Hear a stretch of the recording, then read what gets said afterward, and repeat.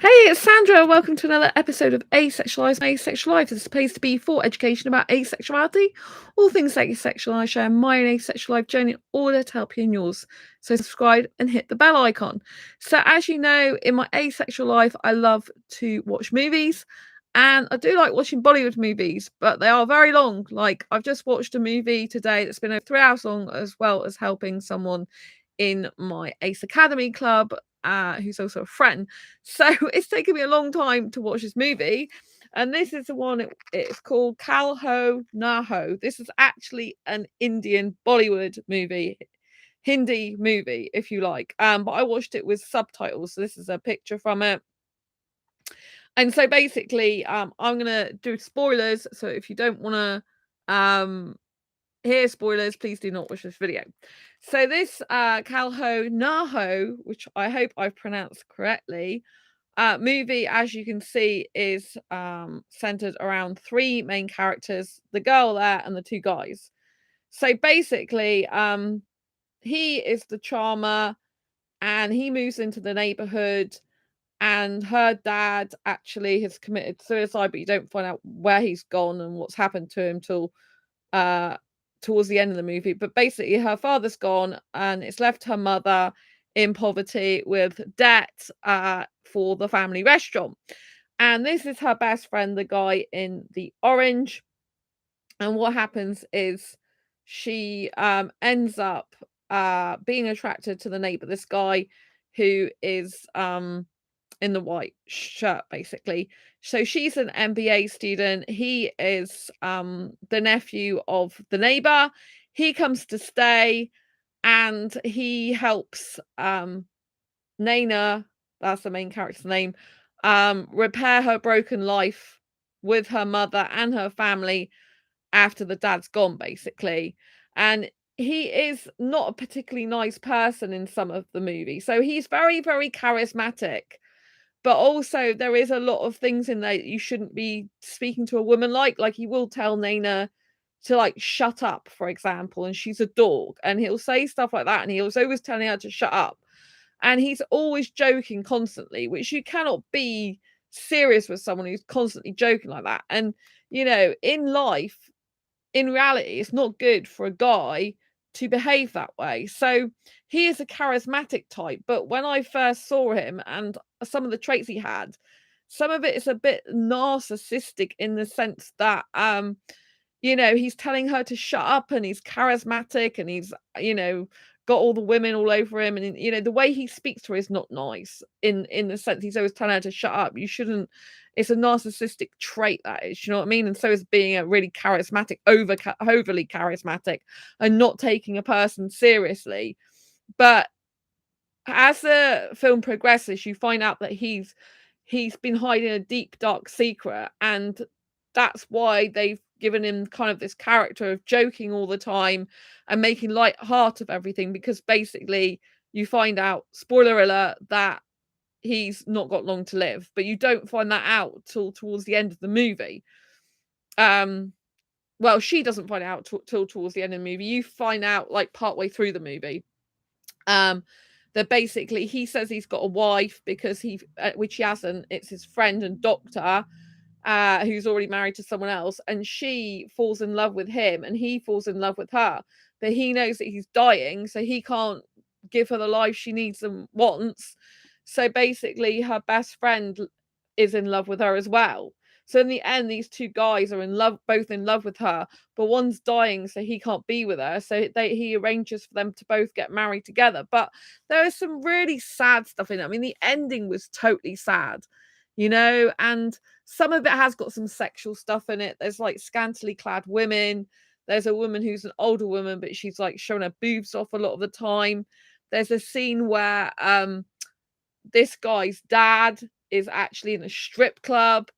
So there's some bits that, as a sex repulsed asexual, if you are a sex repulsed asexual, you might not like. I didn't like those bits. I didn't like some of the the sexual stuff. I didn't like the fact that these guys are like really into sexual women and stuff like that. But this guy, he's meant to be Mr. Charming, but as we all know, that Mr. Charmings are not always very good people, because they tend to be womanizers, and, just try and charm a woman into loving them, but they don't love them back. But he actually does fall in love with her, but he doesn't tell her. He lies to her and says he doesn't love her. And it's meant to be to save her because he knows he can't be with her because he's going to die. And so, he arranges for those two to like be together in the end and marry. But one thing that was so sad is like she was marrying this guy that is her best friend, but she didn't love him. She loved the other guy. And, and it's just really sad when people are forced to marry people even if they don't love someone. And I know there's all this growing to love, and it is her best friend, so it's different. It's not a normal arranged marriage. She would have married him probably anyway had this guy not turned up. And in a way, her best friend is better for her anyway. This is just another clip from the movie. And so, her best friend is like a better guy for her, really. The guy in the orange, I think he's better for her overall, but she loves him, and I think it's really sad that both of these characters in the end didn't say to each other that they really loved each other, because it's like, it's like so hard seeing that. It's very, very good acting. I thought it was really, really is well scripted and well acted. I just didn't like some of the storyline where he was very like verbally telling her to shut up all the time and cutting off her conversations and putting her down and stuff. I mean, this is not good and joking, laughing about it, but it doesn't teach young guys or people in general in the community. It doesn't teach them how to speak to women properly and how to behave towards women. If they think it's really funny and think, oh, he's such a cool guy, it's really sending the wrong impression on how guys should be speaking to women, because there's no way that you should be speaking to a woman like telling her to shut up or being rude to her.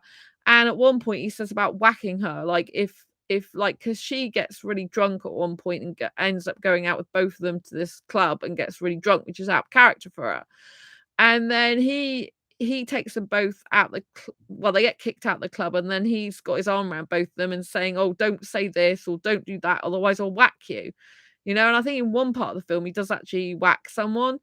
And I've seen this in some of other like Hindi Bollywood movies, and just Hindi movies in general, that that it's just like, they tend to hit each other and think it's like normal behavior, and that's actually really dysfunctional.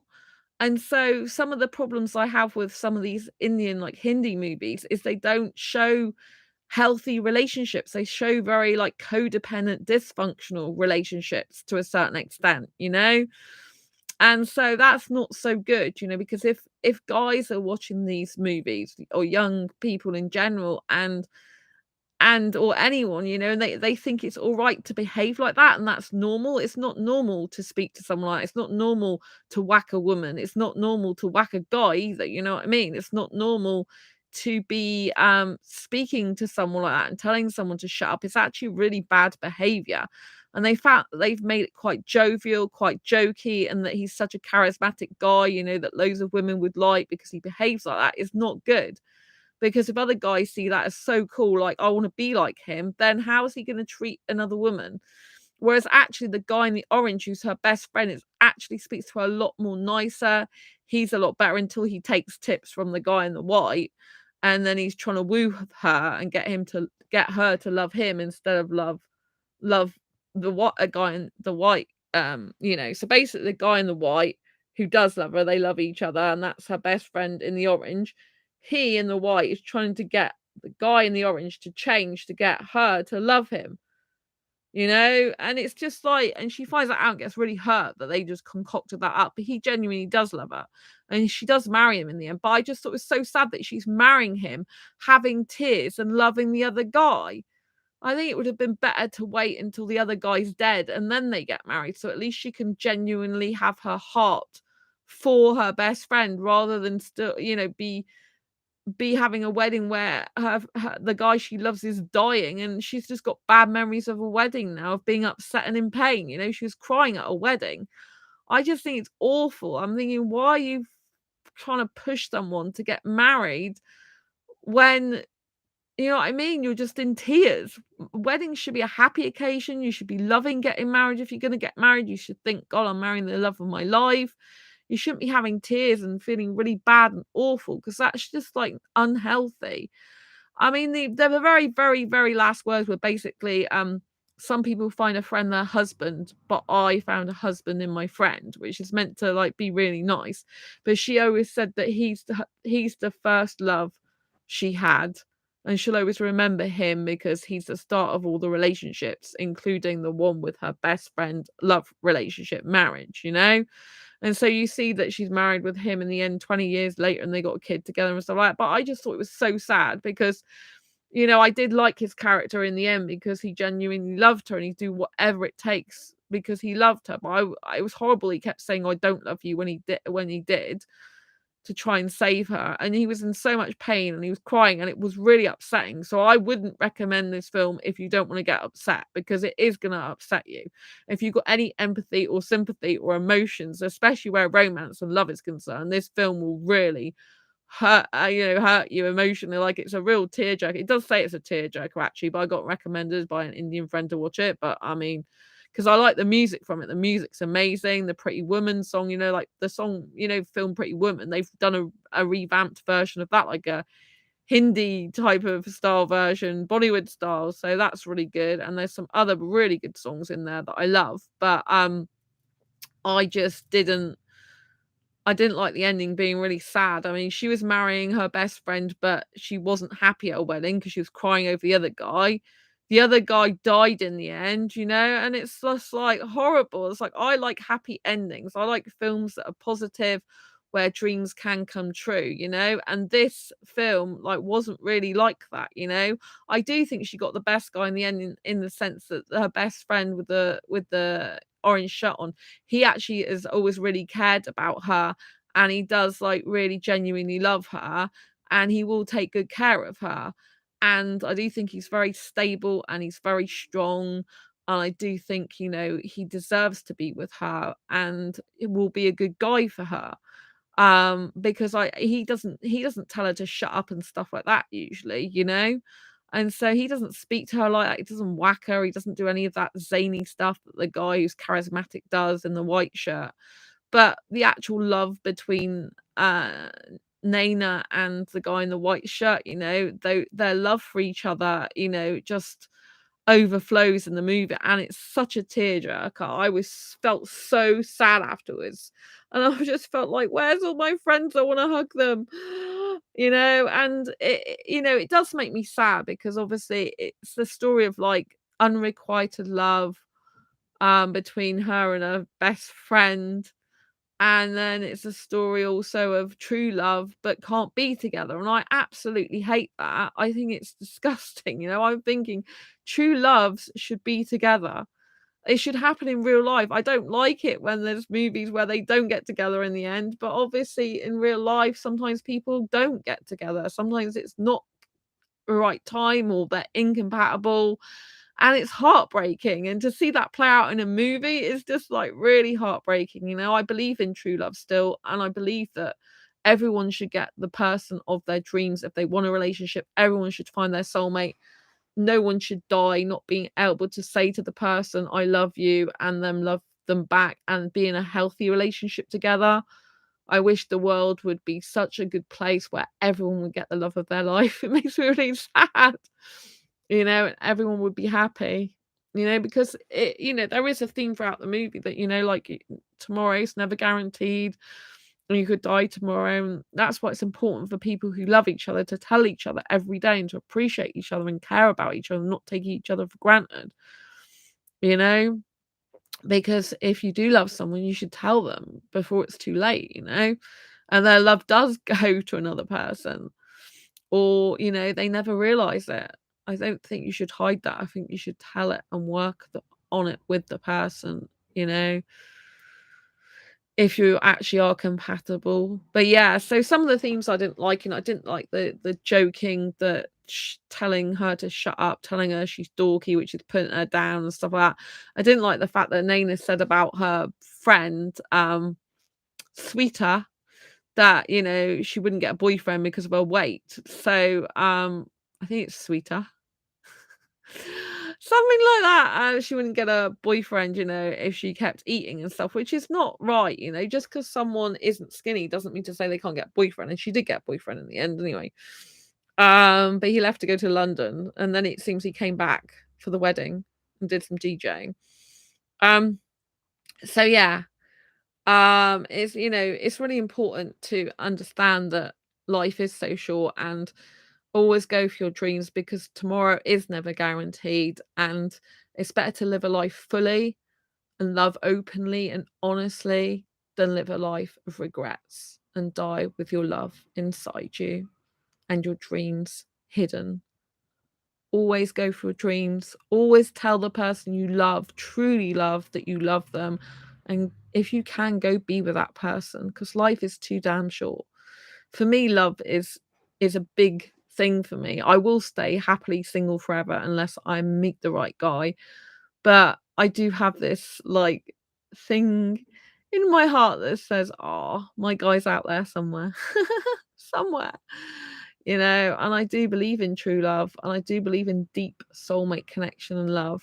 And I do think she got a good guy in her best friend. I did really like him more throughout the majority of the movie in terms of like the fact that he really cared about her. He never put her down really until he started taking advice from the guy in the white, and he really seemed to genuinely like make her smile without even trying. Whereas the guy in the white shirt, he had to try to make her smile. He did turn her life all around on her family side because he got the restaurant to be a working restaurant again, got them out of debt, got her to marry her best friend that he can look after her forever for the rest of their lives. And so, yeah, he did a lot for the family. And so it was really, really sad because you do really grow to love him as a character in the end. And you feel so sad when he dies. So yeah, it was a real tearjerker. So if you don't want a tearjerker, don't watch this movie because it will make you sad. And I like to watch movies that make me really happy. But I do think the theme is really important, that tomorrow might never come. Things change so easily. So go and be with the person you love and tell them, and never, ever, ever let them go, because they'll go to another one. They'll go to someone else and you'll miss your opportunity. So yes, anyway, if you don't mind watching a sad movie and you really like Bollywood movies, then yes, I would say watch this movie.